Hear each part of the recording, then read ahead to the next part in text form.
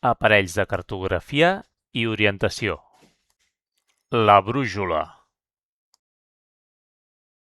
Aquest aparell és la brúixola i ens indicarà, ens orientarà cap a quin vessant ens trobem.